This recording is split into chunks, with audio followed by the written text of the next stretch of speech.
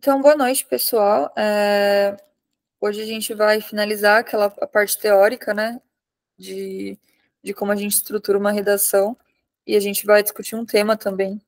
Então, vocês lembram que na semana passada, só recapitulando, né, a gente tinha falado sobre os principais erros que a gente comete quando a gente está escrevendo uma redação, e nas últimas aulas a gente estava falando, né, do desenvolvimento, da parte de argumentação, de estratégias argumentativas, enfim, como é que a gente consegue trazer explicar o nosso tema, dar o foco desejado, convencer o leitor da nossa tese, né?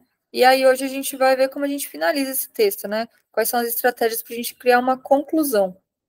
E aí, a partir de hoje, como eu tinha falado para o Pedro na aula passada, a gente vai começar a debater, pelo menos na metade da aula, temas de redação, e aí a gente vai tentando construir juntos tanto a introdução, quanto o desenvolvimento, quanto a conclusão, né? Claro, cada um vai fazer o seu, acho que vai ser bem difícil a gente conseguir fazer um texto coletivo toda a aula, mas eu peço dedicação para vocês nesse sentido, da gente sempre tentar escrever sobre os temas, tentar estudar sobre os temas, porque isso ajuda bastante quando chegar no Enem. E também, óbvio, a gente não vai ficar tendo essa aula maçante de toda semana, é só falar isso, eu vou trazer outros conceitos teóricos e tal, mas só para adiantar para vocês, né, como o foco dessa matéria é interpretação de texto e redação, a maior parte do que a gente vai fazer a partir de agora é reforçar esses conceitos de como a gente estrutura uma dissertação e debater temas que possivelmente podem cair no Enem. Então, vocês lembram que a gente tinha falado como é que a gente divide uma dissertação, né? Introdução, o desenvolvimento e a conclusão. E aí, só para recapitular, né? O primeiro parágrafo, ele introduz o assunto e tudo que vai ser escrito no resto do texto, né? Então, é nele onde a gente fala qual o tema, né? Qual o recorte do tema que a gente vai abordar. Então, lembra que a gente tinha falado que, por exemplo, o tema da lei seca pode ter várias tangentes. Como é que a gente vai abordar esse tema? E qual que é a nossa tese sobre esse tema? Então, para além do que a gente vai abordar no tema, o que a gente pensa sobre isso? E aí, é o que a gente tinha falado do tópico frasal, né? E aí, depois, a gente falou de desenvolvimento, que é aquela parte do texto que tem entre 2 ou 3 parágrafos, com cerca de 5 a 7 linhas cada um, onde a gente explica esse tema, explica o nosso posicionamento e tenta trazer o nosso leitor para o foco desejado e para que a gente consiga convencer ele da nossa tese, né? Então, considerando que é uma dissertação argumentativa, a gente usa aquelas estratégias que a gente aprendeu na aula retrasada para poder convencer a pessoa que está lendo de que a nossa opinião faz sentido. E aí, então, beleza. Eu escrevi uma redação com uma super introdução, bem estruturada, escrevi um desenvolvimento com argumentos que estão bem amarrados, que estão coerentes, né? Que estão conectados, que são fortes. E aí, escrevi tudo direitinho, usando a norma culta da língua portuguesa, utilizando boas fontes, citando coisas que eu sabia sobre esse tema. Como é que eu termino esse texto, né? Então, como vocês sabem, na conclusão do Enem, a gente, além de encerrar o nosso texto, né, de fechar tudo que a gente desenvolveu, a gente tem que trazer uma proposta de intervenção, ou seja, uma solução para o problema que a prova vai trazer para a gente. Então, pessoal, a conclusão de um texto, independente do tipo de gênero que a gente vai abordar, é uma parte muito importante do processo de escrita, porque, como eu já falei, ele é um fecho, né? Ele é um encerramento do texto, onde o leitor tem que ter compreendido totalmente o que a gente quis dizer. Então, retomando de novo, tema abordado, a tese, os argumentos, as estratégias argumentativas, os objetivos, os valores que eu trouxe para esse texto e etc. Na dissertação argumentativa do Enem, né, que é o nosso foco aqui, a gente precisa, além de dissertar e apresentar argumentos, defender uma ideia e justificar. Então, a gente tem que justificar a nossa opinião e, além disso, criar uma proposta de intervenção para o problema. Ou seja, não é só concluir o texto, a gente tem que apresentar uma solução viável e que respeite os direitos humanos, que é um tópico que está previsto na matriz de referência do Enem, né? Que está previsto no regulamento do Enem. E vocês lembram que a gente estava falando na aula passada que essa questão de respeitar os direitos humanos está muito além de você não falar um absurdo. São coisas muito pequenas que às vezes a gente não sabe que estão ferindo os direitos humanos e que a gente acaba escorregando. Por isso que é fundamental a gente se informar ao longo do ano e ao longo da vida, né? Mas nesse momento de pré-vestibular que vocês estão, com fontes confiáveis, de mídias que, claro, toda mídia tem, né, um viés ideológico, mas que não seja totalmente enviesada por opiniões extremistas, enfim.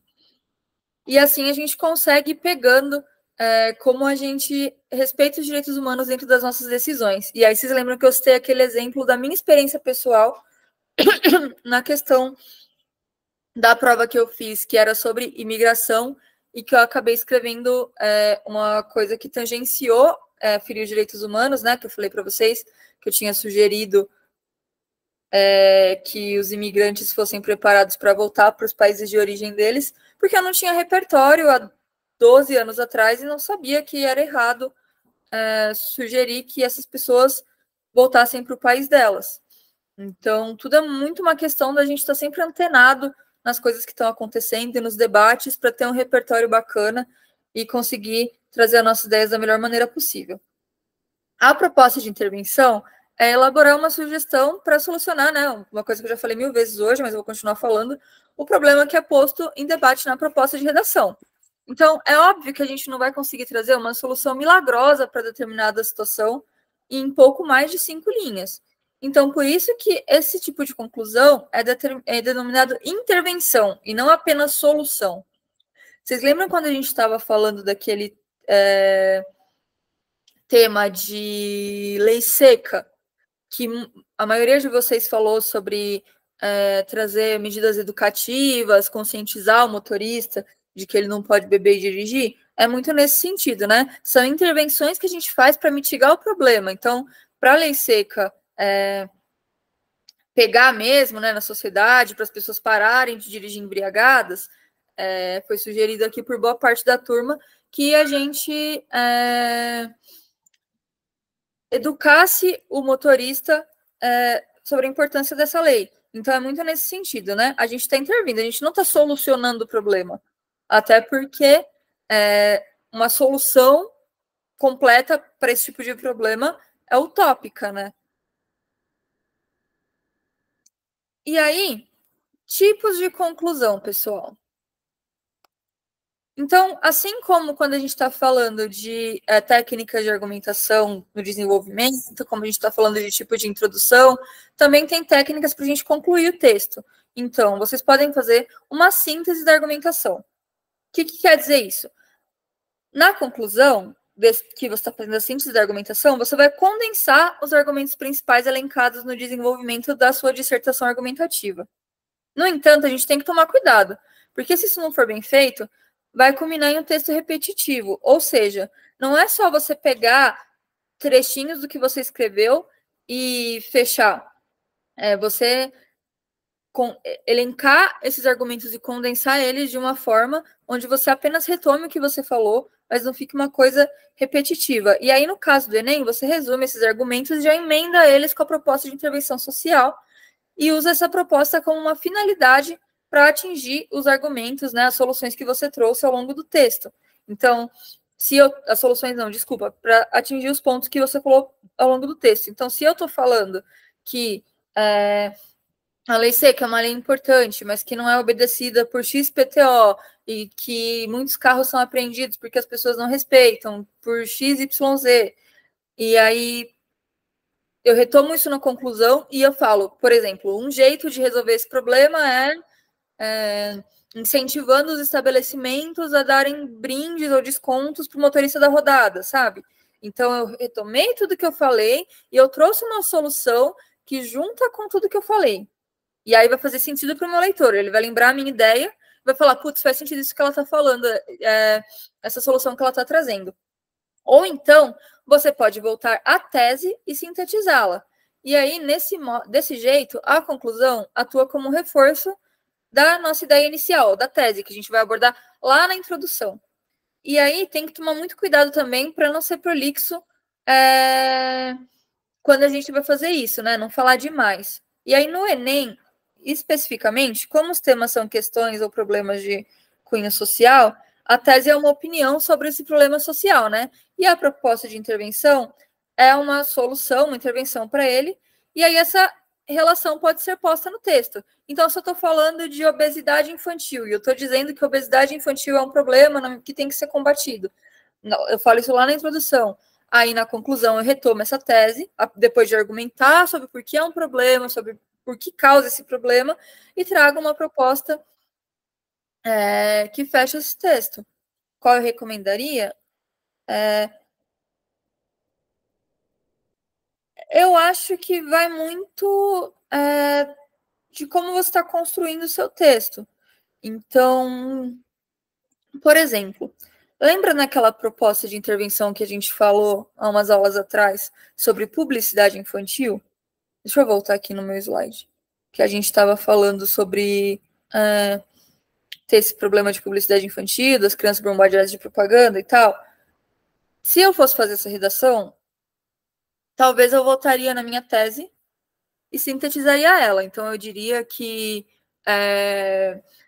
a publicidade infantil é um problema que atrapalha o desenvolvimento da criança. Claro, estou falando muito por cima aqui, né? Mas seria uma coisa mais complexa, mas tipo, que é um problema que atrapalha o desenvolvimento da criança. Eu explicaria por que atrapalha, né, durante os meus 3 parágrafos de desenvolvimento, e na conclusão eu colocaria. Então, portanto, considerando que é um problema que atrapalha o desenvolvimento, uma solução é que seja melhor fiscalizado. Agora, se eu fosse falar, por exemplo, da questão, deixa eu pensar aqui, da questão do tempo de tela que as crianças têm, se fosse uma proposta sobre o tempo de tela, então que as crianças passam muito tempo na frente do computador não, desculpa, do tablet e do celular. Talvez, se eu tivesse repertório para falar sobre por que isso é um problema, eu faria uma síntese desses argumentos no final, porque é um tema que talvez não seja tão óbvio para quem está lendo que é uma coisa problemática. Então, eu retomaria os meus argumentos e traria uma proposta de intervenção. Mas, assim, não tem certo e errado. O examinador não vai falar, nossa, o Pedro escolheu a síntese do argumento ou a síntese da tese, vou dar a pontuação para ele de acordo com isso. Não, ele vai dar a pontuação por você saber sintetizar uma conclusão, por você saber elaborar uma conclusão, estruturar uma conclusão e trazer uma proposta de intervenção que vai fazer sentido com todo o seu texto. Então, você vai no que você se sente mais confortável. Talvez, para não se perder, fosse mais fácil trazer só a tese do que todos os argumentos. Mas também vai de como você está confortável com o tema, né? Eu vou trazer mais exemplos de conclusão e aí eu acho que vai dar uma clareada na cabeça. E aí também tem a proposta, quando a gente fala de proposta de intervenção social, né? A nossa conclusão, ela pode girar em torno também apenas da solução para os problemas que foram abordados ao longo de toda a dissertação, desde que eles sejam viáveis, como eu já bati tanto na cabeça de vocês com isso. No Enem, é uma obrigação. Agora, se você vai prestar FUVEST, por exemplo, na segunda fase tem redação, a proposta de intervenção é uma boa opção, mas não é obrigatória.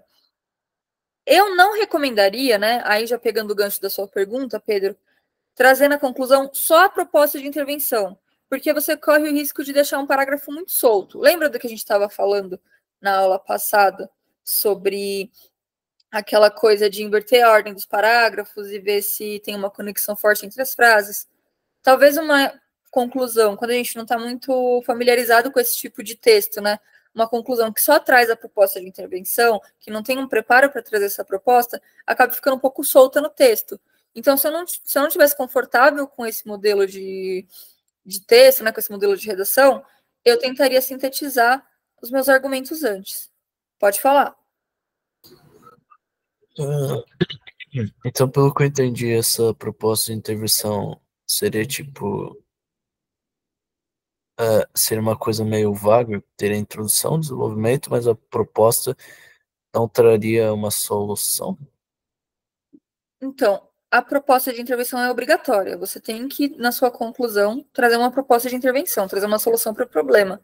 O que eu quero dizer é que, na conclusão, colocar só a solução para o problema, girar em torno só da solução para o problema, pode deixar esse parágrafo meio solto. Então, é interessante, na conclusão, você retomar os seus argumentos ou você retomar a sua tese para poder trazer a proposta de intervenção como um complemento para tudo que você falou, entendeu? Então seria como se fosse um resumo da minha tese junto com a solução do desenvolvimento. Isso. Um Ah, resumo do que você pensa e como você solucionaria esse problema. tá. É que eu tinha entendido que seria só uma coisa que era para estar ali, mas seria muito vaga. Não, desculpa, acho que eu me expressei mal. Mas obrigada por perguntar. Mas não, Ah, é obrigatório. Se não tiver, desconta ponto. Você não vai zerar a redação, mas você vai perder muito ponto. Sempre arrume uma solução para o problema. Putz, professora, eu não sei esse tema, caiu o problema dos pinguins do Polo Norte, eu não tô ligado em pinguim, o que eu faço? Cara, mesmo que seja a proposta de intervenção mais simples do mundo, não deixa de pôr. Mesmo que a proposta de intervenção sobre o problema dos pinguins do Polo Norte seja catalogar todos os pinguins e monitorar eles, propõe isso. Tem que ter uma proposta que não fira os direitos humanos e que mostre que você está trazendo uma solução para o problema. Nem sempre a gente vai ter uma proposta super elaborada, porque é isso, né? A gente tem que considerar que é uma prova cansativa, que é uma prova que a gente vai estar estressado, que nem sempre vai cair um tema que a gente não só estudou, mas que a gente já ouviu falar. Claro que não é nada muito complexo, mas às vezes acontece, às vezes vem coisa que a gente não está tão ligado. Então, é muito também da esperteza de vocês de lerem os textos de apoio, né? Vou reforçar isso quantas vezes precisar nessa aula. Lerem os textos de apoio e, a partir daí, tentar identificar, putz, então, eles estão dizendo que isso aqui é um problema e tem esse dado aqui, tem esse gráfico aqui que está me mostrando. Então, evasão escolar. Eu não sei tudo sobre evasão escolar, mas nesse dado aqui está dizendo que as crianças de baixa renda estão saindo mais da escola do que as crianças de classe média alta. Então, eu posso sugerir que a escola dê incentivo para que as crianças continuem estudando, que elas não saiam da escola para trabalhar, entendeu? Deixa eu ver aqui a pergunta do Hugo. Evitar todo custo admitir no texto que talvez seja um problema sem solução? É meio isso. É que dificilmente eles vão trazer um problema sem solução, né? Claro que, sei lá, a gente está falando de erradicar a fome no mundo. A solução é que não existam mais bilionários, né? Para começar, assim, mas, tipo, mesmo quando é uma coisa muito utópica, muito difícil da gente imaginar acontecendo, a gente tem que pensar num jeito de solucionar para mostrar que a gente tem pensamento crítico e capacidade crítica para debater as coisas que acontecem na nossa sociedade. E aí, ó, dentro do que a gente está discutindo, né? Intervir significa atuar diretamente. Então, agindo, decidindo, emitindo, expondo a nossa opinião. Sendo assim, na proposta de intervenção, é preciso que o candidato apresente soluções possíveis para o problema, né? Execuíveis. E aí entra um pouco no que eu estava falando agora para você, Hugo. Quer dizer que não adianta a gente criar uma solução mágica ou mirabolante. A gente tem que trazer propostas que sejam coerentes e viáveis. Então, para isso, a gente tem que trazer tudo que a gente aprendeu na escola, em todas as disciplinas que a gente aprendeu, tudo que a gente tem na nossa bagagem sociocultural. E aí, quando a gente tenta olhar para as nossas experiências, para o mundo ao nosso redor, não fica tão difícil encontrar uma solução.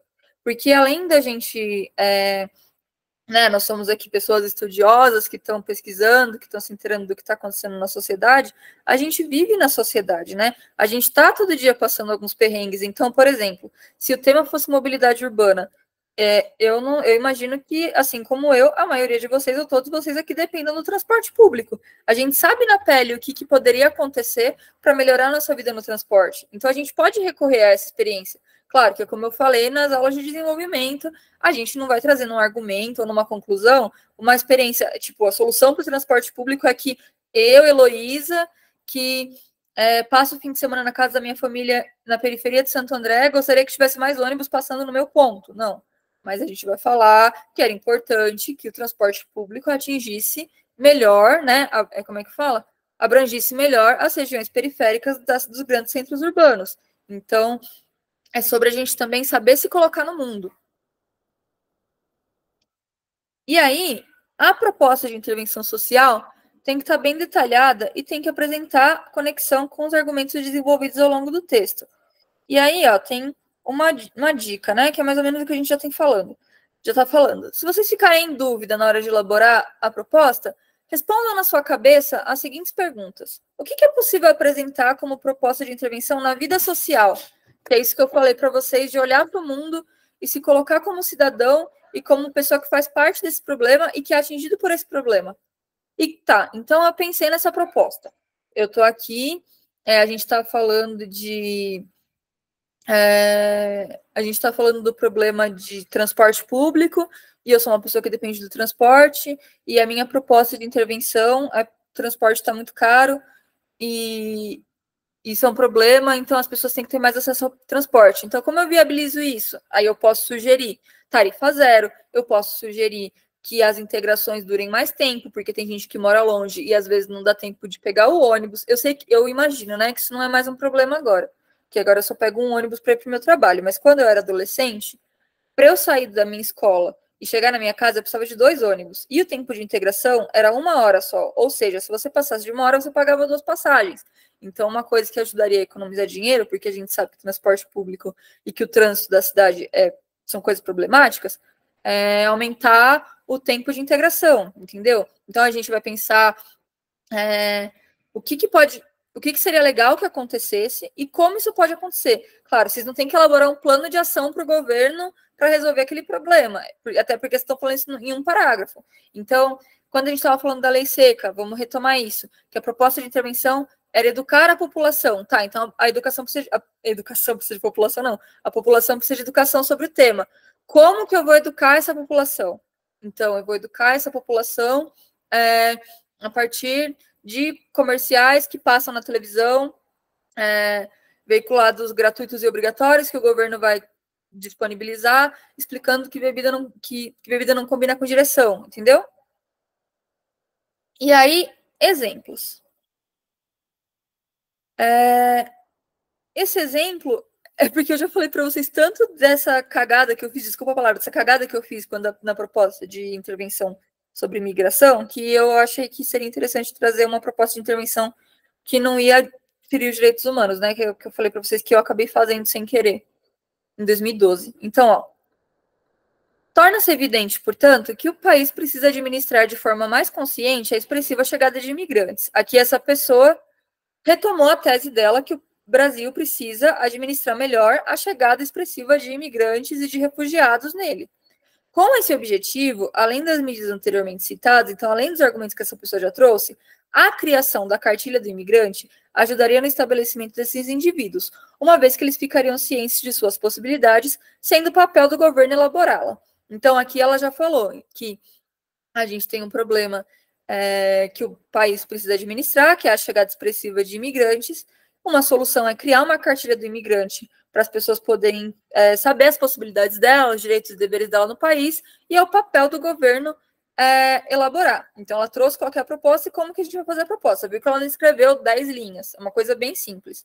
E aí, com os imigrantes incrementando não só a cultura como a economia, a reação social de transformação em país do futuro certamente será agilizada. E aí fecha o texto com essa frase, dizendo que se isso acontecer, né, se o governo conseguir integrar essas pessoas na cultura e na economia do país, o Brasil vai se tornar o país do futuro. Aí aquele da lei seca, que também é uma coisa que a gente já falou. Portanto, a lei seca é importante para a redução do número de acidentes de trânsito. Porém, sua efetividade completa só ocorrerá com a mobilização da sociedade. Aí, de novo, a gente volta, né? Mais uma vez, a estratégia da pessoa foi trazer a tese, que a lei seca é importante para reduzir o número de acidentes de trânsito, e aí também ela provavelmente, né, argumentou que a sociedade precisa se envolver. E aí a solução é preciso que o governo acrescente ao currículo escolar disciplinas como cidadania e segurança no tráfego, além de tornar mais rígidas as punições pelas transgressões e aumentar o número de postos de fiscalização. Ademais, deve-se fazer uma reforma no sistema de transporte público, aumentando o número desses nos horários noturnos e nas cidades periféricas. Aí a pessoa trouxe uma proposta de intervenção bem completa, né? Ela fala de educação, mas como que ela fala de educação? Dizendo para colocar no currículo escolar esse debate. Ela fala também de educação dos adultos, tornando a punição por transgressões, né, de beber e dirigir mais rígidas, e também mitigando a questão de quem já está dirigindo bêbado, aumentando o número de postos de fiscalização, né, aumentando as blitz, E também, além de tudo isso, ela reconhece que as pessoas precisam conseguir voltar para casa de maneira confortável e segura. Então, por isso, a gente tem que aumentar o número de ônibus e de trem, metrô no horário noturno e aumentar a frota nas cidades periféricas. E aí, dessa forma, né, fazendo tudo isso que ela propõe, será possível reduzir o número de mortes no trânsito e chegar a uma sociedade menos individualista. Esse aqui eu esqueci de grifar, mas não dá tempo de grifar agora. Mas, enfim. De modo a garantir o desenvolvimento adequado da criança e diminuir os abusos da publicidade, algumas medidas devem ser tomadas. Aí lembra, Pedro, daquilo que eu te falei sobre o que eu faria na proposta de intervenção sobre publicidade infantil? Essa pessoa foi bem na minha linha. Ela só retomou que a publicidade infantil atrapalha o desenvolvimento da criança e que o governo que esses abusos têm que ser diminuídos com algumas medidas. E aí ela fala, a proposta de intervenção dela. O governo deve investir em políticas públicas que atuem como construtoras de uma consciência mirim, ou seja, né, conscientizar as crianças, através dos meios midiáticos, a fomentar a imaginação das crianças, orientando-a na percepção das informações que a cercam. Então, o governo tem que conscientizar as crianças sobre o consumo através de uma maneira lúdica e didática. Além disso, os pais devem estar atentos aos elementos apropriados para os filhos em propagandas, estimulando o espírito crítico deles a contribuir para a futura cidadania que os espera. E aí, aqui nessa proposta de intervenção, a pessoa coloca a responsabilidade de intervenção tanto da parte do governo, né, mas no sentido de orientar as crianças sobre o conteúdo que elas estão recebendo, e orientar também os meios midiáticos de como, né, eles vão trazer esse conteúdo, e também que os pais têm que estar atentos. Então, traz a responsabilidade para os pais também sobre os conteúdos que a criança consome. Aí, esses são os exemplos que eu trouxe. Agora, o que eu queria tentar fazer, e aí vocês veem se vocês acham que funciona. Eu trouxe uma proposta de redação, e aí vamos tentar debater um pouco a proposta. E aí eu queria depois, ou durante o nosso debate, que vocês trouxessem soluções para esse problema que eu vou apresentar. Eu sei que a gente só tem 10 minutinhos, mas a gente pode começar hoje e terminar na próxima aula. Vocês topam? Pode ser. Por mim, pode ser. Então, demorou. Então, pessoal, o tema que eu trouxe hoje para vocês é o machismo no mundo gamer. E aí, se o problema, né, que no mundo dos jogos online, que as mulheres, quando vão jogar, vocês sabem, né, ficam escutando piadinha infame, xingamentos descarados e até ameaças, né, se elas vencem no jogo, se a gente tem esse problema, e isso caísse na redação do Enem ou do vestibular, como vocês solucionariam esse problema? Então, vamos tentar elencar a proposta de intervenção para esse problema, e aí eu sugiro que vocês escrevam uma redação trazendo todos os conhecimentos, né, os materiais que já estão no Drive, de introdução, desenvolvimento, argumentação, tudo mais, mais esse material de conclusão que eu vou colocar agora, e aí a gente continue debatendo na próxima aula as redações de vocês, tá? Então, texto 1. Vivi situações humilhantes. Ela criou campanha contra o machismo nos games.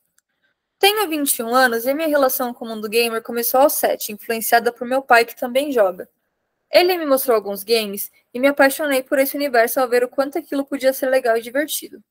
Hoje em dia, jogo profissionalmente e já disputei várias competições de Rainbow Six Siege, ganhando 3 delas. No campeonato de 2020, por exemplo, fui a melhor do ranking no circuito feminino desse jogo. Por outro lado, sendo mulher, nesse meio, sei que o machismo no mundo gamer é algo muito comum, infelizmente. Vivi situações horríveis e humilhantes. Em trocas com outras jogadoras, percebi o quanto isso é comum e percebi então a necessidade de criar algo contra esse tipo de situação que fazia a gente sentir como se ali não fosse nosso lugar. Foi daí que nasceu a ideia da campanha Game Sem Preconceito. Numa das primeiras vezes que fui agredida online, eu estava jogando com meu pai e um outro jogador, ao perceber que eu era mulher, começou a dizer coisas terríveis, me chamou de vagabunda e disse que eu deveria ir lavar a louça em vez de jogar. Eu fiquei muito nervosa e abalada. Mesmo meu pai tendo me defendido na hora e me confortado, aquela foi uma situação muito constrangedora e eu me senti extremamente mal. Em outra ocasião, estava jogando junto com outras meninas na equipe e resolvi me comunicar com elas por voz. Quando um rapaz que também estava no jogo me escutou falando, ele começou a me xingar gratuitamente. Isso foi pelo simples fato de eu não ser homem. Fui novamente chamada de vagabunda, puta, e ouvi que, por ser mulher, não poderia estar ali. Aí aqui é um depoimento de uma jogadora. Texto 2. O mundo gamer ainda é machista e precisamos falar sobre isso. Direto de Belo Horizonte, a gamer Paula Cabral traz um pouco da sua vivência. Com 26 anos, começou frequentando lan houses nos anos 2000, onde era praticamente a única menina. Existe espaço para os jogadores denunciarem dentro dos jogos? Você já denunciou? Né? A primeira pergunta. Aí ela responde: infelizmente ainda tem muito preconceito, tanto no chat quanto por escrito, quanto no microfone. Mas tem como denunciar. Opa, eu tava tentando deixar negrito. Mas tem como denunciar. Você pode selecionar se for por chat ou voz, preencha as informações sobre o episódio e envia a denúncia. Já presenciei bastante coisa, já denunciei muito. Sei de relatos de contos que sofreram punições foram banidos por algum tempo após as denúncias. O que mais gostaria de ver é melhorar em um futuro recente para o ambiente ficar mais saudável. Aí ela fala: sou muito contra lines, que são as disputas só entre homens ou só entre mulheres. Para mim, elas simbolizam que as mulheres seriam inferiores. Por exemplo, em uma disputa de boxe, colocar um homem e uma mulher para lutar seria errado por questões biológicas, musculares e estruturais do corpo humano. Mas nos games, o que vale é o intelecto, não a habilidade física. Em termos de jogo, não existe nenhuma diferença entre um homem e uma mulher. Não faz sentido existir line só feminina. Eu e a X, a organização de trabalho, somos totalmente contra. O que espero do futuro cenário é a line mista, a mulher jogando junto com o homem nos campeonatos. E é que ela está falando que ela não é a favor da criação de partidas só de homem, só de mulher, para resolver o problema do machismo nos jogos. E aí, texto 3.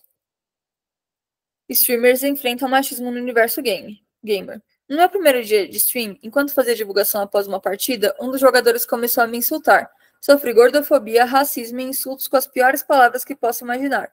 Ele me disse que eu não deveria estar jogando, apenas pelo fato de eu ser uma mulher, relata Laura Cavalcante, mulher preta e streamer há 3 anos. O desabafo de Laura ilustra o que as pesquisas nessa área já apontam. Esse ano, a Rich Insights, em parceria com a Lenovo, desenvolveu uma pesquisa em nível mundial e mostra que 77% das mulheres gamers enfrentam alguma situação desconfortável por conta do seu gênero. O julgamento de habilidades, controle e comentários condescendentes são as violências mais recorrentes. Comentário condescendente é tipo os caras falarem: ah, tá bom, você é café com leite porque você é mulher, ou vamos pegar mais leve com ela. E aí, enfim.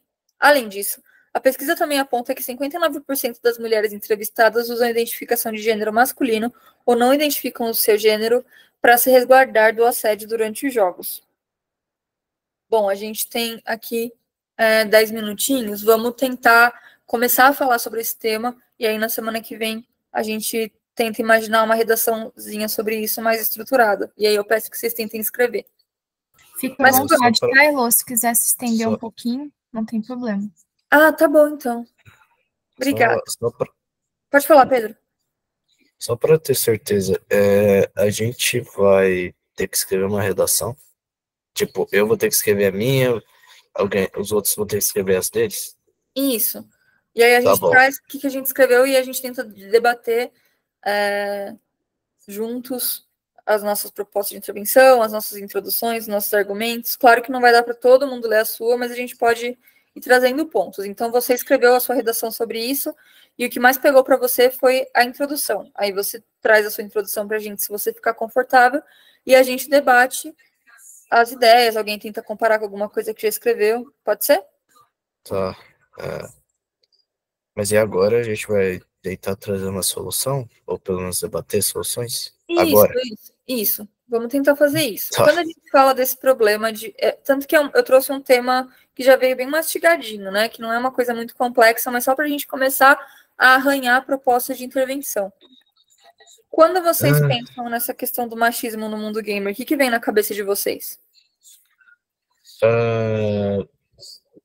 Bom, vai mulheres sendo xingadas, mas eu já queria partir logo para possíveis, entre muitas aspas, soluções. Pode falar. Bom, eu acho que eu volto a trazer. É porque antes você já tinha trazido um tema que a gente apresentou que era do racismo na internet.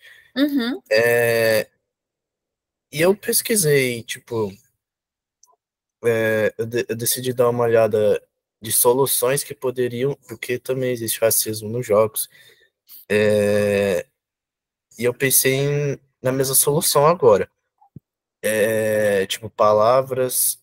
Isso para jogos que não envolvam ter contato ali direto usando o microfone, sabe? Quando você quer falar ali na cal Sim, tipo diretamente. LOL. Tá. Que nem a gente tá fazendo aqui, que tem o Uhum. chat e tem a voz.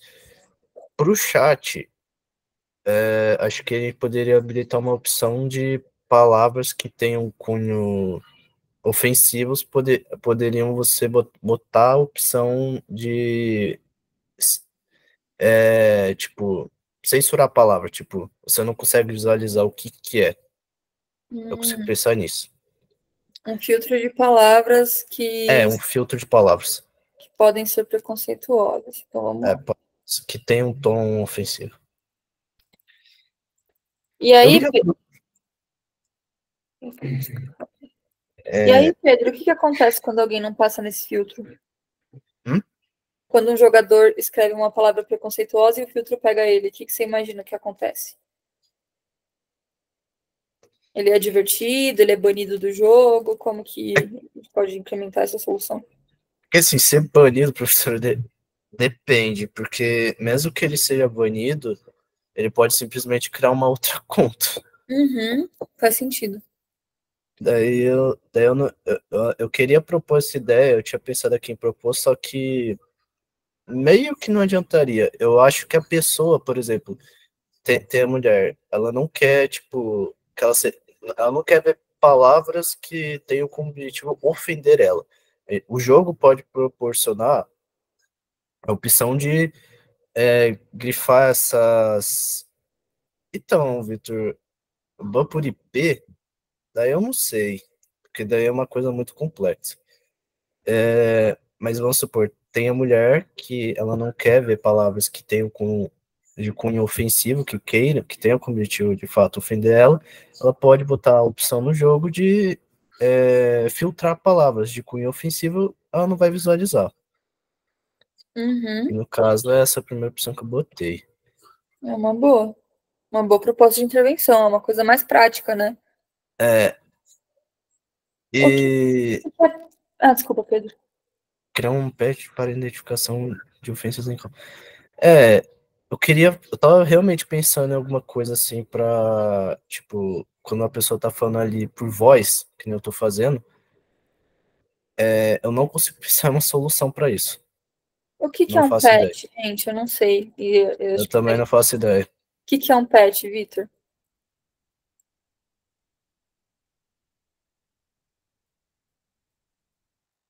Ah, tipo uma inteligência artificial. E aí isso funciona com voz ou só texto?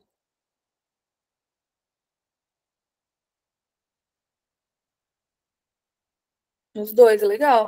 Aí, Pedro, já entra um pouco no que a gente estava batendo cabeça aqui de não saber como resolver com voz. Pode ser, então.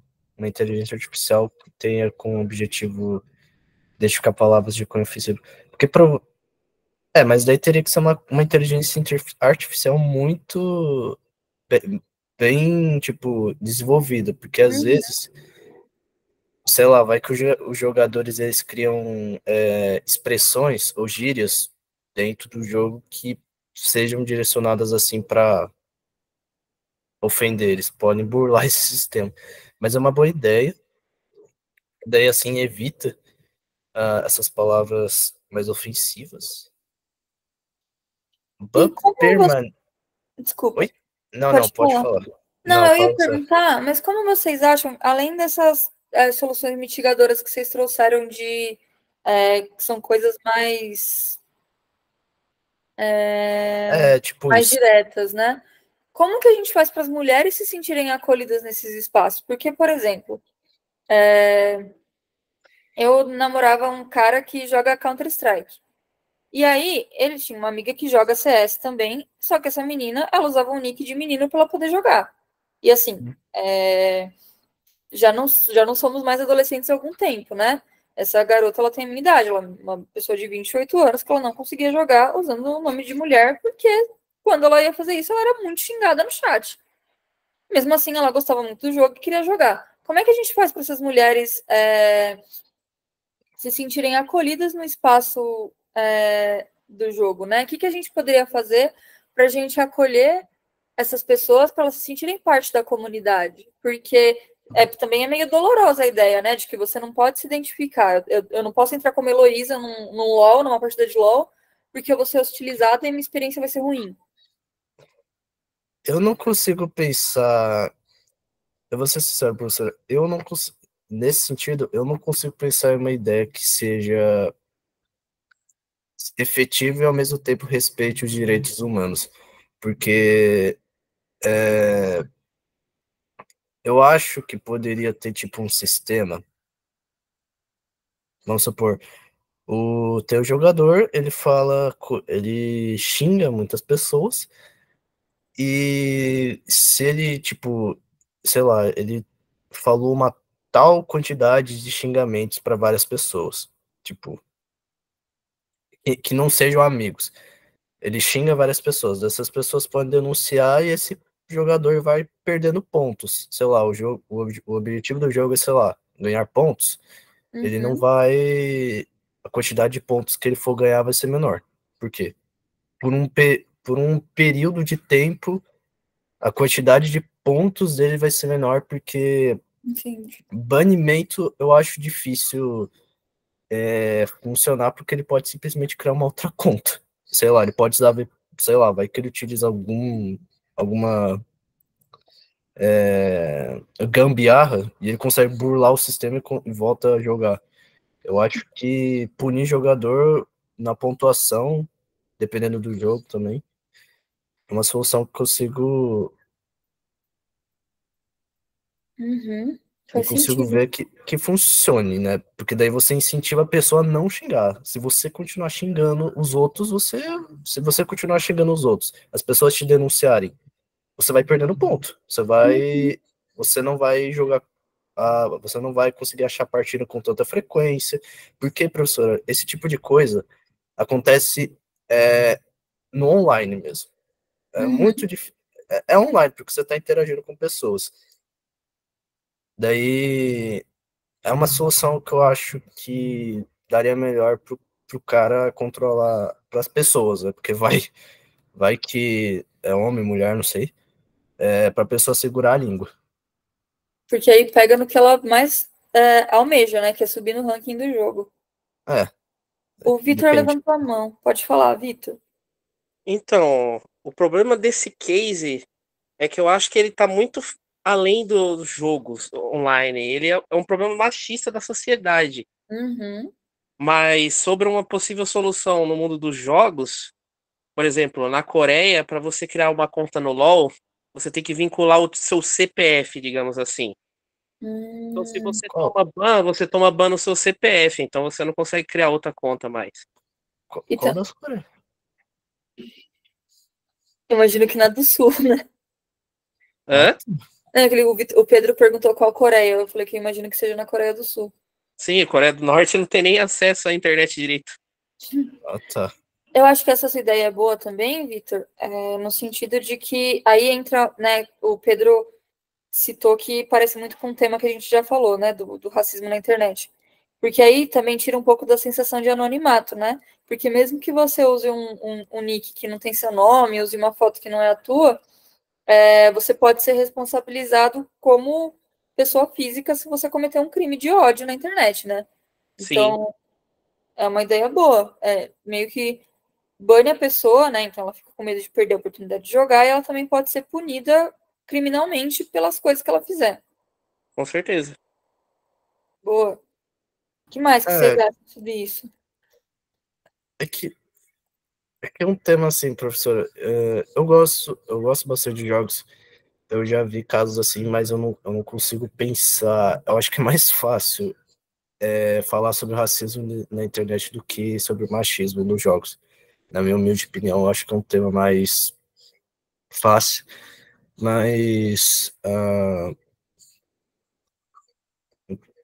Você tinha citado competitividade entre homens e mulheres? Uhum. Eu passo a bola pro próximo. Eu não sei. E vocês, meninas? Como vocês se sentem sobre isso? O que teria que acontecer para vocês poderem se sentir confortáveis para jogar um jogo online? Ou por que vocês não jogam? Se alguém quiser se sentir confortável para falar. Porque é um debate sobre machismo. Talvez fosse legal escutar vocês também. O que vocês pensam sobre isso?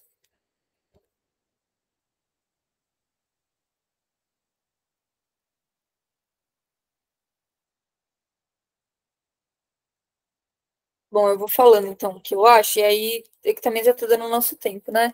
Mas aí também, se alguém quiser compartilhar a opinião, pode ficar à vontade. Eu já estourei um pouquinho o tempo, mas a Ana liberou a gente continuar debatendo mais um tiquinho.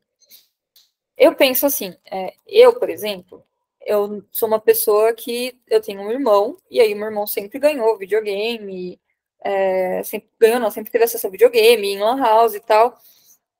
E eu era menina, aí eu só ganhava boneca, né?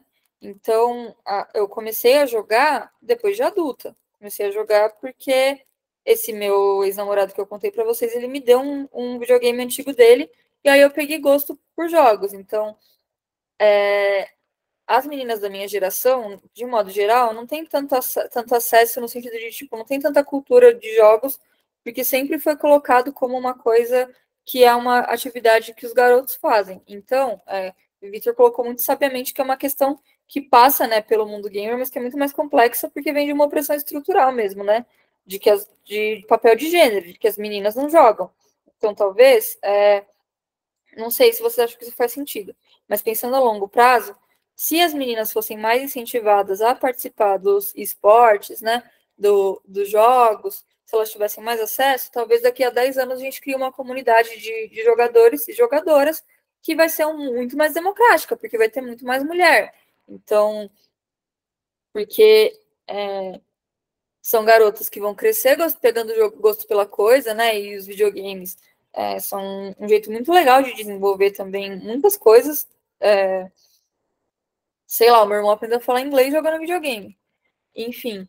E aí a gente incentivando, né, que as garotas tenham outros tipos de brincadeira, talvez no futuro mais mulheres participem e seja uma coisa que cause menos estranhamento, assim, entre aspas. Tanto pra gente, né, tanto para as meninas, quanto para os caras que eu sei que vêm de maneira reticente as mulheres no mundo dos jogos, pelo menos por enquanto. É que meio que, assim, professor, é que meio que já existe, tipo, é que eu não consigo, tipo, pensar de fato em uma forma assim, que não haja zero toxicidade de ambas as partes. Porque tem campeonato masculino e o feminino, mas eu não consigo pensar numa maneira de, de unir os dois. Eu realmente não consigo. O Hugo tá falando que, na opinião dele, o racismo hoje em dia é bem mais reconhecido como um problema do que o machismo, por isso a dificuldade de visibilidade. Eu não sei se eu tenho capacidade de entrar nessa seara, né? Eu acho que de reconhecimento de opressões, mas eu concordo que é um tema que não tem muita visibilidade. Aí, isso que você falou, Pedro, mas, por exemplo, no Major de Counter-Strike, você acha que seria possível que as equipes, ou já tem, e eu não sei, que as equipes tivessem jogadoras? Sei lá, que a equipe, que a Fúria tivesse mulheres na equipe, além de um monte de cara? É que no CS, eu vou ser sincero, eu não acompanho muito o CS, então não sei dizer também, mas eu sei que tem outros jogos que, tipo, sei lá, vamos pegar aqui. Vamos pegar Valorant. Se eu não me engano, tem campeonato tanto para masculino quanto para feminino. Então, tipo, meio que as mulheres também já estão introduzidas dentro desse. É porque é um esporte, né? Tecnicamente. Uhum. É campeonato, então dá para considerar esporte. Então meio que já tem homens e mulheres introduzidos dentro desse esporte. Só não sei se funcionaria equipe tipo, mista. Eu não sei se ia dar certo a equipe mista ou, tipo, colocar a equipe dos homens contra as mulheres, porque às vezes as mulheres podem estar, desculpa o fundo, mas às vezes as mulheres pode surgir casos de mulheres que vão, tipo, vencer os homens com muita facilidade, como vai também ter casos que vai ter muito homem que vai vencer as mulheres com muita facilidade. Então, eu não consigo pensar assim, uma forma de misturar. A não ser, como eu prefiro, tipo, usar essas propostas que eu e os outros aqui apresentaram, que dá para dar uma. Eu acredito que daria sim uma boa minimizada, que daria para botar na tese da redação. Acho que eu ficaria entre esses 4 aqui, caso apareça outros bons, né?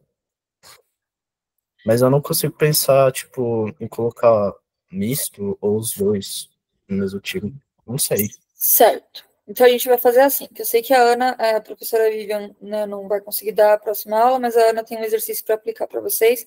Também não vou folgar muito, que já peguei 10 minutos da próxima aula. Vamos fazer assim.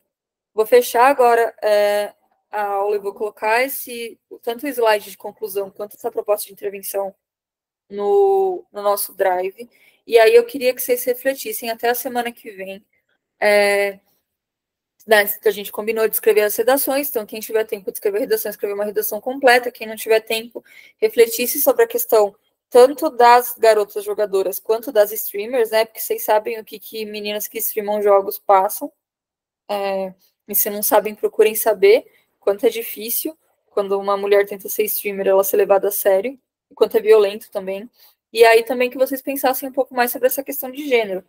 E as meninas, eu não sei se vocês jogam nem nada, mas que vocês também tentassem pensar o que seria legal que acontecesse, o que precisaria acontecer para me sentir confortável para participar desse tipo de comunidade. E aí, tragam suas ideias, a gente debate essa proposta na semana que vem, e aí, se render, boa, a gente trabalha sobre argumentação, sobre conclusão, sobre introdução dentro dessa proposta. Se não render, eu já tenho outra proposta na manga para a gente começar a debater, beleza? Aí, sempre lembrando de usar a nossa ferramenta de correção, né, de inteligência artificial, que é uma ferramenta que é bem bacana, mas não precisa ser a única coisa que a gente vai usar. Então, se vocês quiserem, podem mandar para o meu e-mail para eu ler os textos de vocês. Vou colocar de novo no slide, mas já está em todos os outros slides. E podem me procurar para tirar dúvida ao longo da semana. Eu estou aqui para isso mesmo, tá? Então, obrigada, gente, por essa aula, por esse papo. Se vocês tiverem sugestões, se vocês acharem que tem sugestões para melhorar a dinâmica da aula, coisas que vocês se sentiriam mais confortáveis para a gente desenvolver no nosso semestre, eu estou sempre aberta. E é isso, até semana que vem. E desculpa, Ana, por tomar mais tempo do que eu deveria aqui. Não, imagina, Lu, se quisesse até ficar mais um pouquinho, eu posso falar assim como uma menina que lutava pelos games, acho que nenhuma menina falou, então Sim. Eu adorei o tema da redação, foi uma boa discussão. Eu, como menina, eu tinha que pegar os jogos dos meus primos escondido enquanto eles dormiam para jogar o videogame. PlayStation, ou então é tipo assim, joga aí uma partida, aí quando eu perdi eu tinha que parar e ficar olhando. Era assim. Então, essa é a vivência que eu tive com videogame. Hoje eu sou péssima. Sei que eu poderia ter sido muito melhor se eu tivesse essa oportunidade, mas como foi dessa maneira, hoje eu sou péssima. Mas eu sei que videogame ajuda muito mesmo no inglês, a ter coordenação motora, até aprender a dirigir. Eu acho que ajuda bastante. Então, as meninas ficam bem prejudicadas em relação a isso. Mas foi uma discussão muito boa, muito bacana o tema, a gente trazer isso aqui. Obrigada.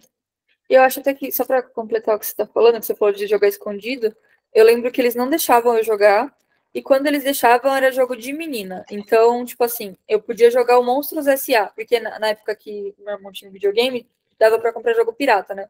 Então eu comprava o CD do jogo da Barbie. E aí eu tinha 1 hora para jogar o jogo da Barbie. Agora eu não podia jogar GTA com eles.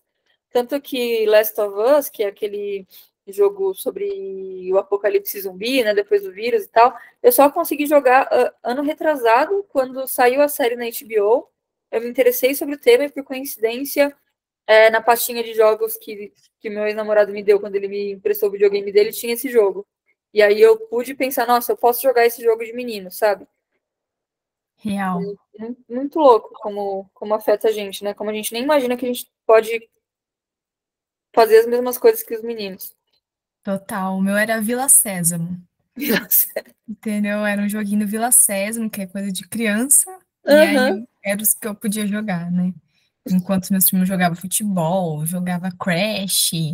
Eu jogava uma partidinha do Crash, e aí se eu morria, já era, acabou sua Ai, já chance. passa o controle. E aí passa o controle e fica 5 horas só assistindo. Então eu ficava o dia inteiro assistindo os jogos. E eu aprendia porque eu via, mas não porque eu jogava. Na hora de eu jogar era bem péssima. Coordenação motora terrível. Ai, é muito triste. Comigo é a mesma coisa, eu sou péssima jogadora. Mas eu tento jogar agora porque eu acho legal. Passo o tempo, me distrai, mas Eu não. também, eu baixei no celular, tem um que tem todos os joguinhos de PlayStation 1, tipo, tem de skate, tem do Crash, então eu jogo no celular hoje em dia, assim, pra distrair. Mas sou péssima, total. É, o importante é jogar. Se divertir. Bom, mas é isso. Aí, se as outras meninas quiserem trazer outras opiniões na semana que vem, ou nas redações, fiquem à vontade. Acho que é uma reflexão bem bacana, né? Não só sobre o ódio na internet, mas também sobre o machismo, sobre as nossas experiências aí na juventude. Eu vou deixar vocês agora, que eu já passei 15 minutos do meu tempo. Então, boa Tranquilo, noite, obrigada, gente. Elô, a aula foi ótima, obrigada. Obrigada a vocês. Tchau. Tchau, tchau. Pessoal, agora eu vou apresentar minha tela para vocês. Deixa eu ver aqui.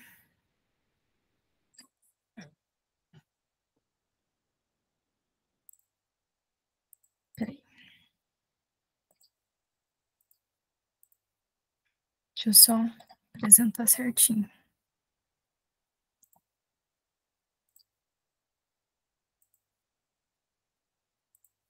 Vocês estão vendo a minha tela?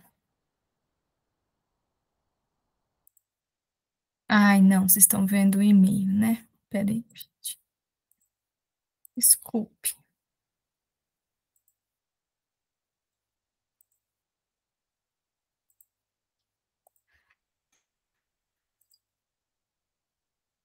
Peraí, gente, deixa eu ver como que eu vou compartilhar isso.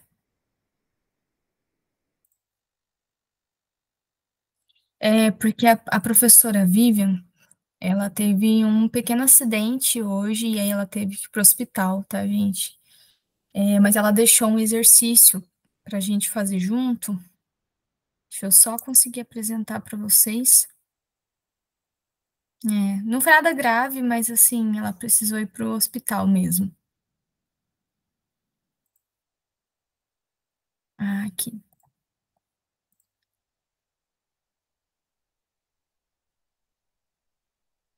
Agora vai.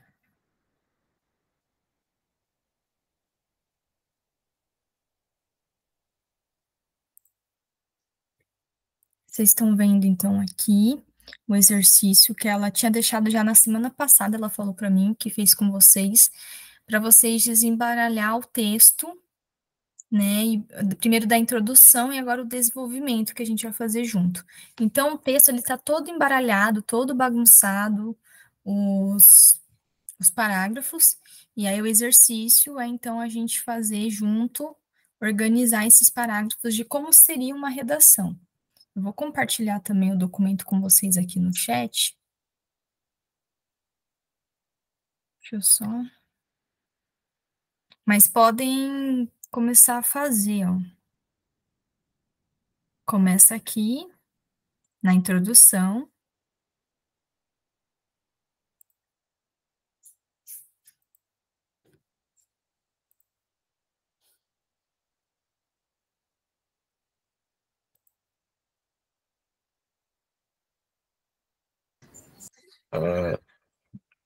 Boa noite. Oi, Pedro. A gente vai ter que organizar tudo isso?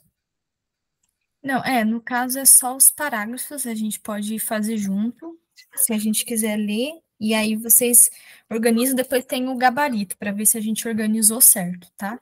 Se alguém quiser colocar como, anotar, né, parágrafo 1, parágrafo 2, a gente pode fazer também, tá? Tá bom.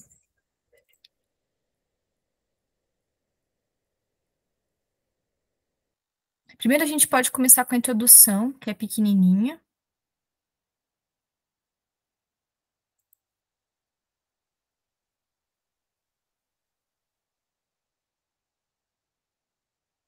No contexto atual, indivíduos com patologias mentais ainda sofrem com os diversos estigmas criados. Então, aqui a gente já vê que esse aqui não é conectado com esse. Esse aqui é a continuação de outro.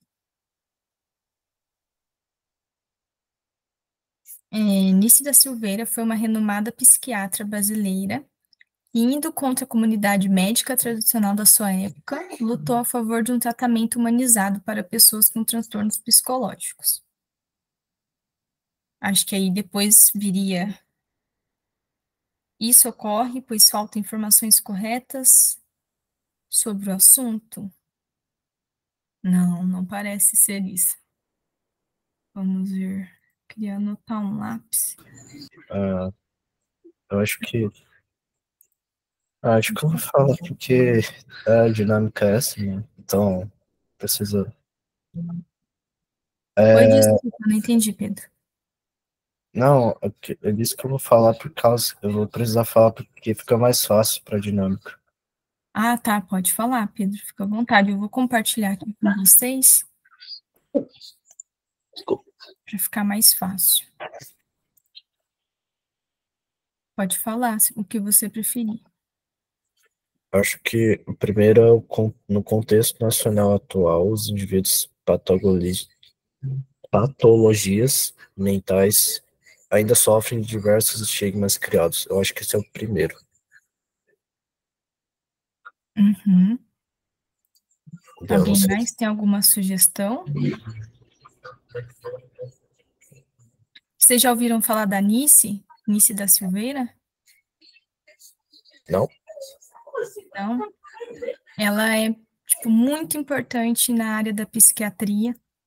Ela que começou com o movimento humanatório, né, da psiquiatria que a gente conhece hoje.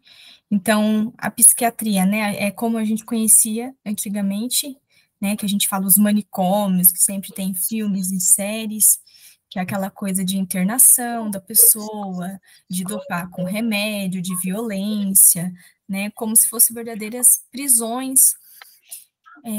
Então, a Nice, ela foi muito importante porque ela era uma funcionária de uma dessas instituições psiquiátricas, e ela começou a perceber que os pacientes dela, eles se expressavam através da arte, da pintura, e muitos deles melhoravam através dessa arte, que eles expressavam o sentimento deles, porque às vezes eles não conseguiam falar, não conseguiam se comunicar, mas através da arte, colocando isso para fora, eles começavam a melhorar a saúde mental deles. O tratamento começou a fazer efeito, sem as medicações, enfim. E aí a Nice, ela começa então a colocar em prática as aulas dela de arte dentro dos manicômios, no manicômio que ela trabalhava, no caso, e os pacientes começaram então a fazer pinturas. E isso foi percebendo que os pacientes que participavam dessa aula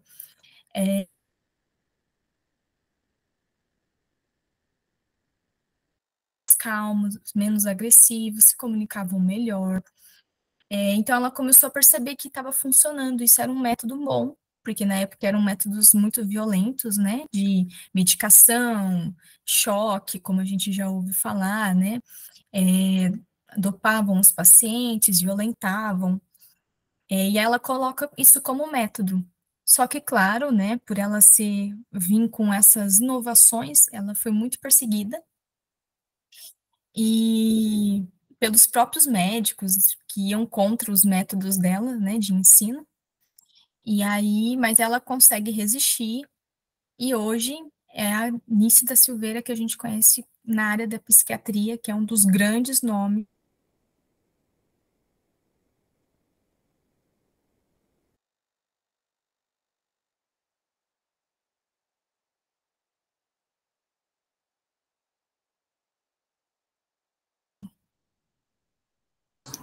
Ah, você travou. Gente, eu acho que eu travei. Minha conexão tá um pouco ruim, tá? Não, sem problemas, mas... Deixa eu abaixar o texto. Eu compartilhei com vocês o texto no WhatsApp, para ficar melhor para vocês lerem, porque eu sei que aqui não tá dando para ler totalmente. Mas o texto começa aqui na introdução, corre aqui. Então, para a gente conseguir ler melhor, eu vou mudando o texto. Gente, me desculpe se estiver um pouco ruim, é porque eu não sou professora, eu nunca dei aula, tá? Então, eu estou fazendo o meu melhor.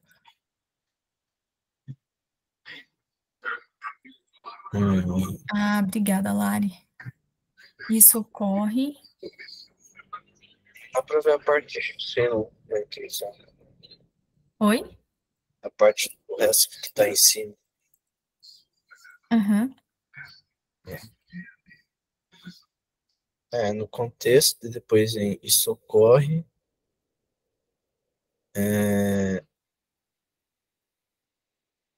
Isso ocorre, pessoal de informações. Daí eu acho que daí vem, e também existe uma, após isso ocorre, vem, e também existe uma carência de representatividade desse grupo nas mídias. Daí o último é Nícia de Silveira, uma renomada psiquiátrica. Uhum. Acho que seria nessa ordem. Uhum. Acho que também eu concordo com você. Depois a gente vai ver o gabarito. Agora vamos para essa parte aqui. Essa parte fica um pouco mais difícil, eu queria mudar. Eu conseguia mudar o formato de apresentação.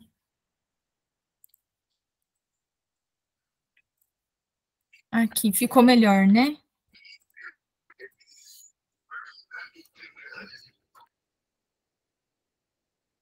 Ficou um pouco melhor, gente. Se não, tenta acompanhar no WhatsApp que eu mandei lá no grupo. Deixa eu ver como que tá aparecendo para vocês. É porque eu não consigo mudar a página, ao diminuir, foi o máximo que eu consegui. Não, professor, tá bom. Qualquer coisa a gente aproxima aqui, porque tem a opção aproximar. Ah, obrigada. Ah, aqui, pronto, consegui. Ufa. Então vamos lá. Aí aqui, sobre essa ótica, o pintor holandês Vicente van Gogh.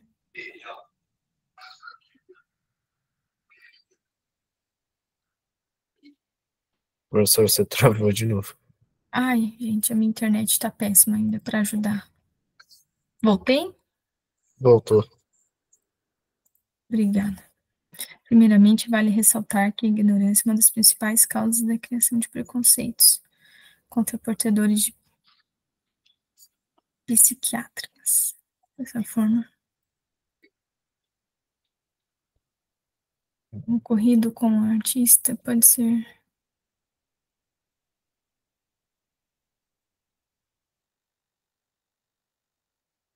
sobre o tema.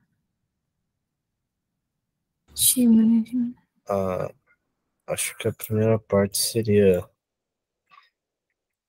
Primeiramente, vale ressaltar, acho que seria a introdução do desenvolvimento. Daí, deixa eu ver.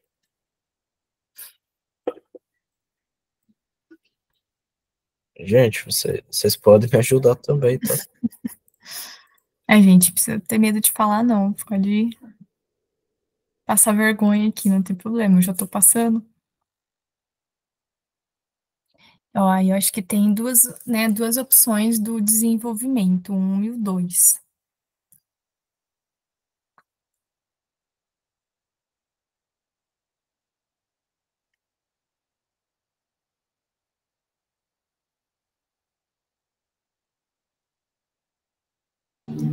Tá. Eu disse que a primeira parte do desenvolvimento um seria, primeiramente, acredito eu, que seria dessa forma que está lá em cima. Uhum. A terceira seria sobre essa ótica, pintor holandês, que seria a terceira. Por fim, a quarta seria o ocorrido com o artista pode ser presenciado no corpo social brasileiro. Uhum. Boa.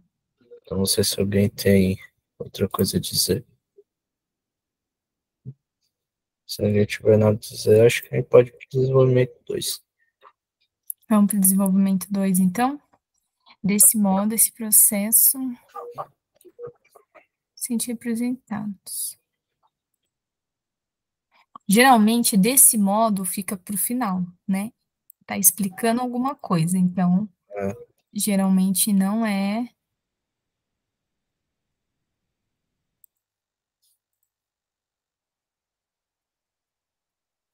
esse grupo.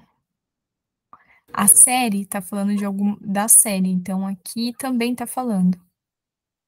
Acho que, nesse sentido, a série da televisão da emissora mostra a dificuldade de conviver com um transtorno afetivo bipolar, ilustrada pela protagonista Rui. Rui, é isso mesmo. Rui. Acho que essa seria a primeira parte. Daí teria a série um exemplo de apresentação desse grupo, que seria o segundo. Desse modo, depois seria, ademais, a carência de representatividade nos veículos midiáticos fomenta o preconceito contra pessoas com distúrbios psicológicos,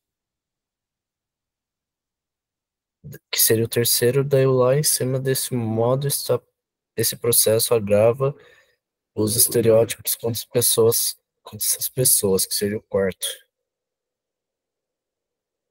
Acho que é Uhum. só.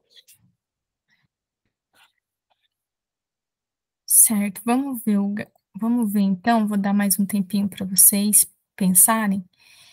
E aí a gente vai ver o gabarito, e aí eu vou apresentar para vocês também a Anice da Silveira. Tem até um filme dela, de tão importante que ela é, hoje na psiquiatria, tá? Ela é um dos grandes nomes. E hoje, o sistema de psiquiátrico que a gente tem hoje, que hoje é totalmente diferente do que a gente vê nos filmes, né? Que as pessoas levavam choque, que as pessoas eram agredidas, eram dopadas com remédio. Hoje já é totalmente diferente.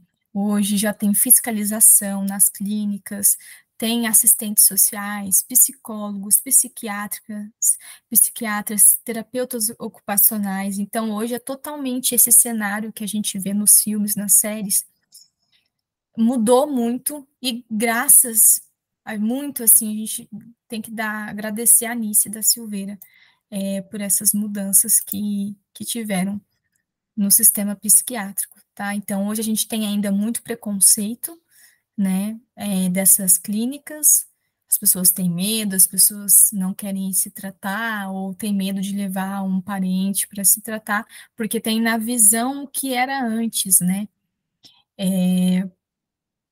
Mas, graças a Nice e outros profissionais também que vieram depois dela, hoje mudou muito o sistema psiquiátrico. Vou apresentar aqui um pouquinho para vocês.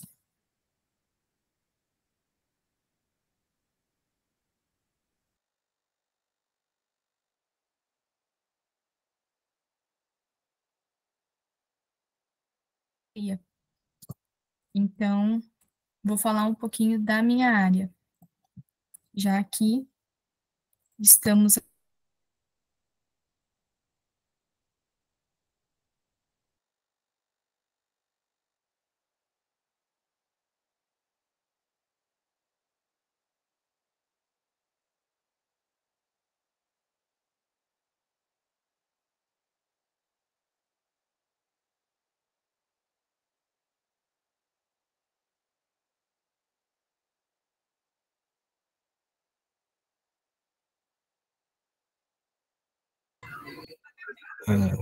Ela travou de novo, né?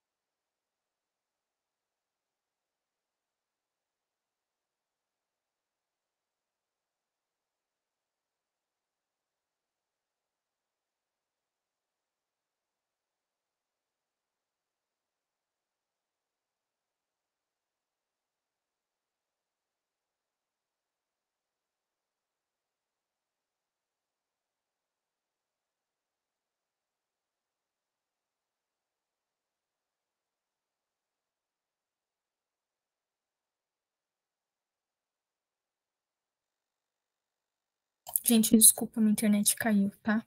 Voltei. Mas então, vamos fazer o gabarito para ver se vocês acertaram. E aí depois eu falo mais um pouquinho da Nice.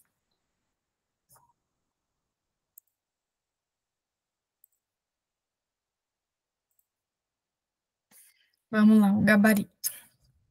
Vocês estão vendo a minha tela? Vou pegar aqui para vocês.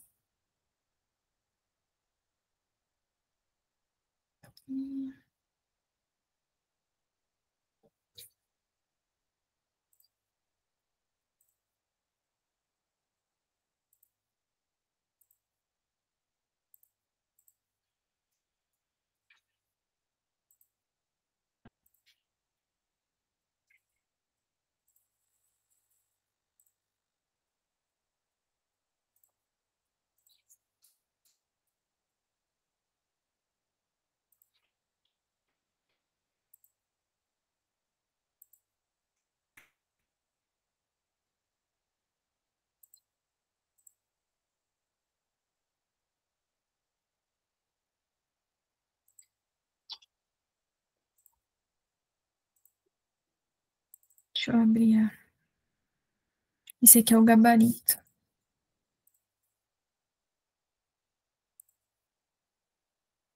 Ai, vocês não estão vendo. Peraí.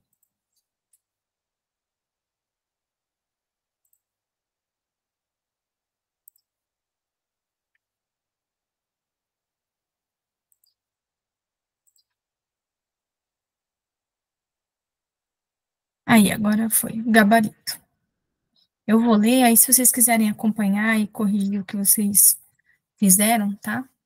Nice da Silveira foi uma renomada psiquiatra brasileira que, indo contra a comunidade médica tradicional da sua época, lutou a favor de um tratamento humanizado para pessoas com transtornos psicológicos.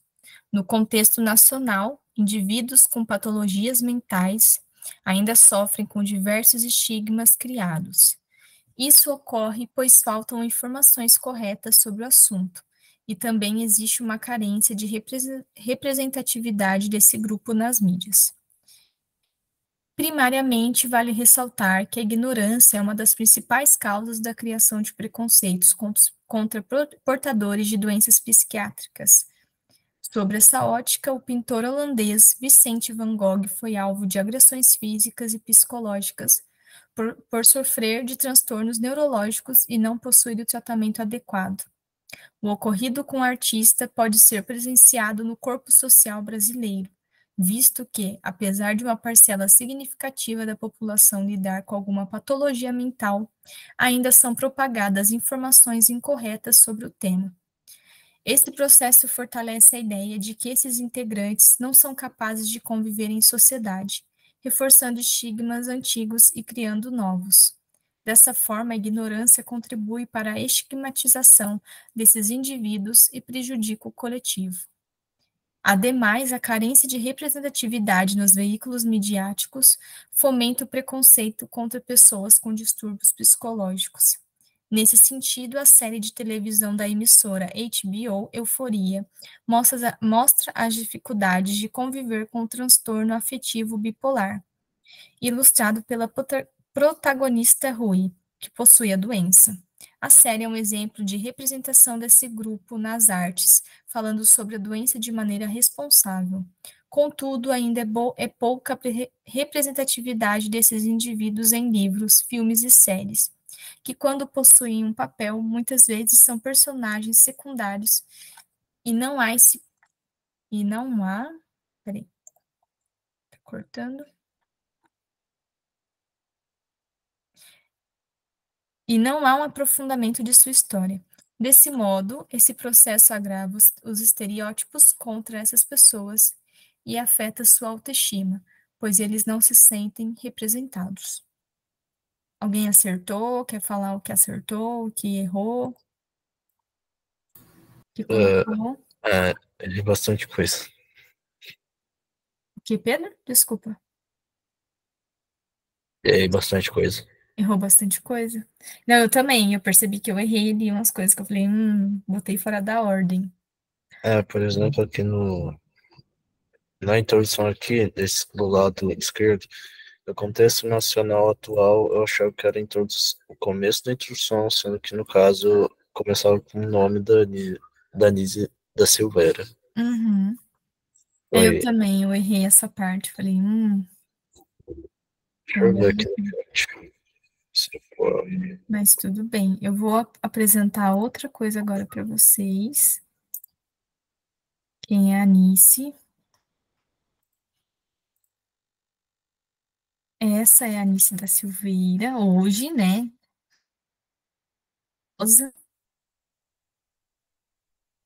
Depois, se vocês quiserem aprofundar, tem até filme sobre ela. É um filme muito legal.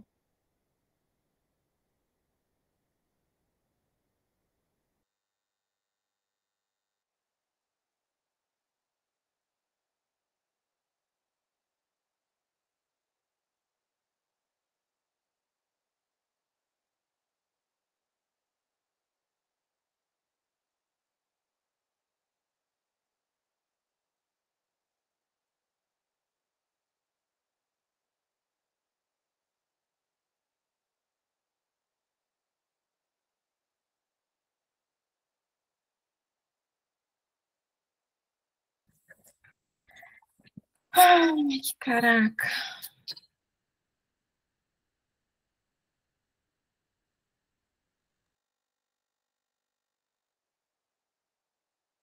E voltou. Voltou? Pera. Ai, meu Deus. Tá difícil. Sabe que você pode fazer de propósito para a gente.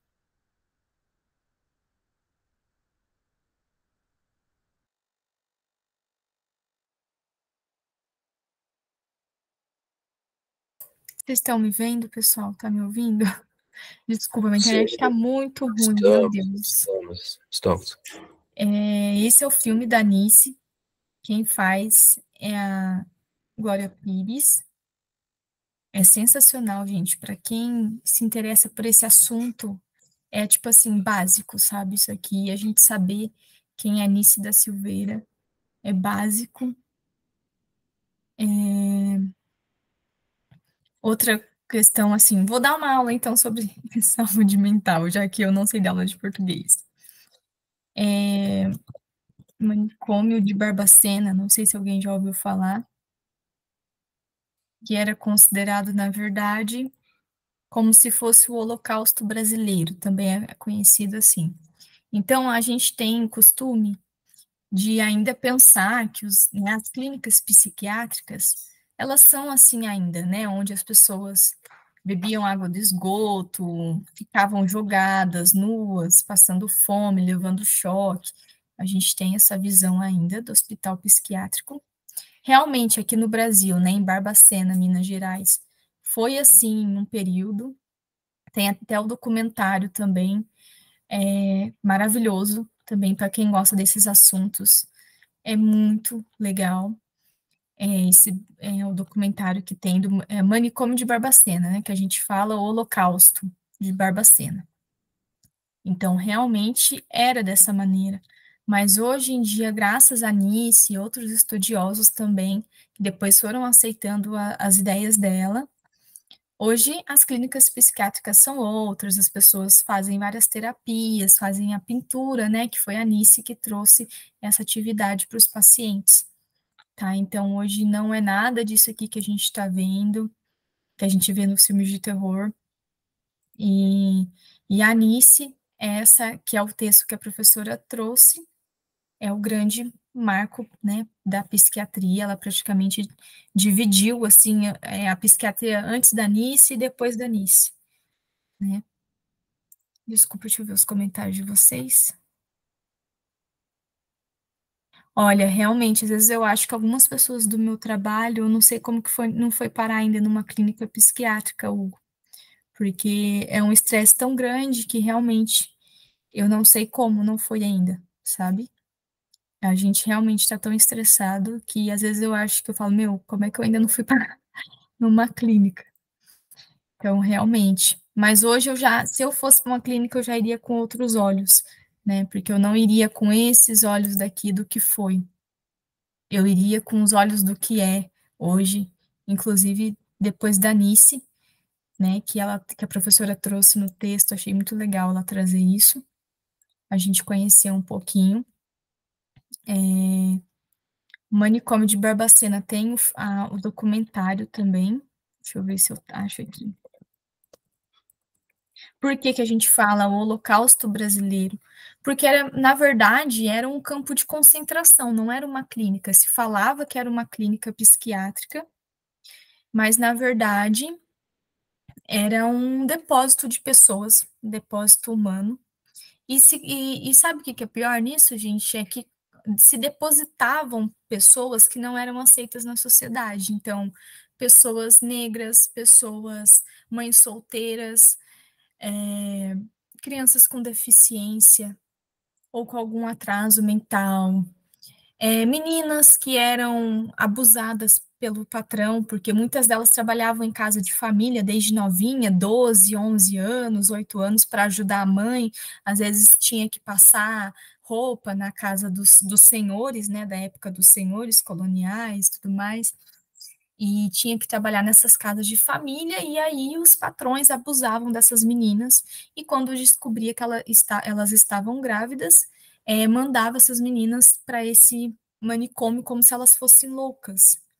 Então, muitas dessas pessoas que foram internadas no manicômio de Barbacena e em tantos outros pelo Brasil, não eram pessoas doentes, eram apenas pessoas que não eram aceitas na sociedade, homossexuais, pessoas negras, né, ciganos, pessoas com deficiência. Então, às vezes, uma criança tinha deficiência, a família não sabia como cuidar, e na época não era nem que era culpa da família, a gente não pode nem falar assim, nossa, aquela família, né, levou a criança, levou a avó, a mãe, não, às vezes não era nem isso, é porque na época não tinha conhecimento que a gente tem hoje, né, sobre o psicológico, não tinha tratamento como tem hoje, e aí as pessoas não sabiam como cuidar de uma pessoa com esquizofrenia, com bipolaridade, e às vezes com uma deficiência, um atraso mental, e mandava essas pessoas para lá, achando que realmente ia serem tratadas, porque as pessoas acreditavam que era uma clínica de tratamento,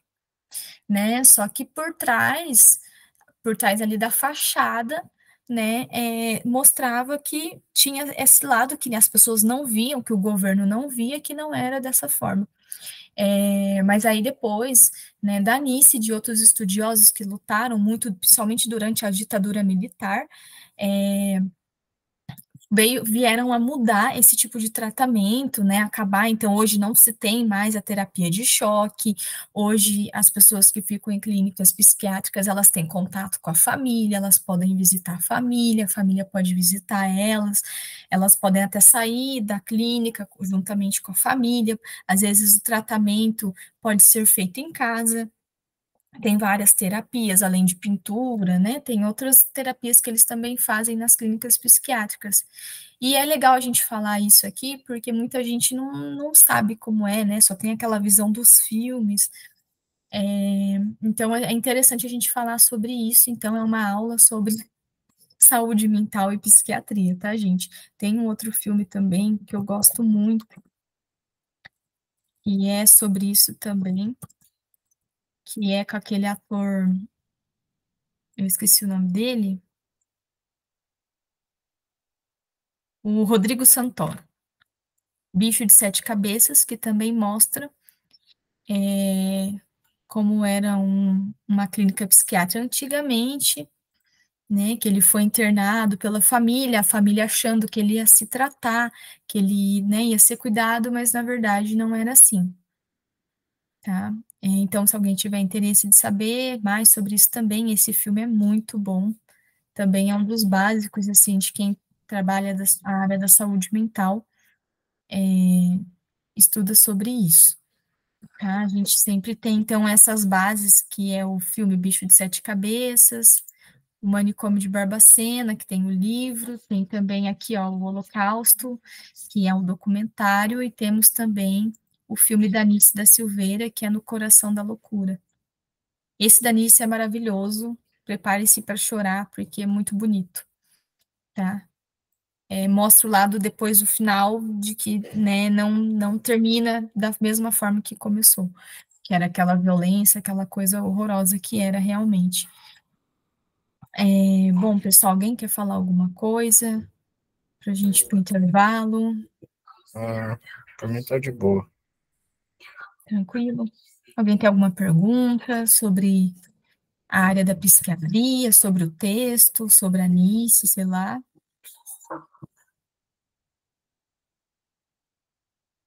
Eu tô tranquilo. Tá, tudo bem, então. Vamos para o intervalo? Aí a gente retorna, então, com o professor Ricardo, tá? De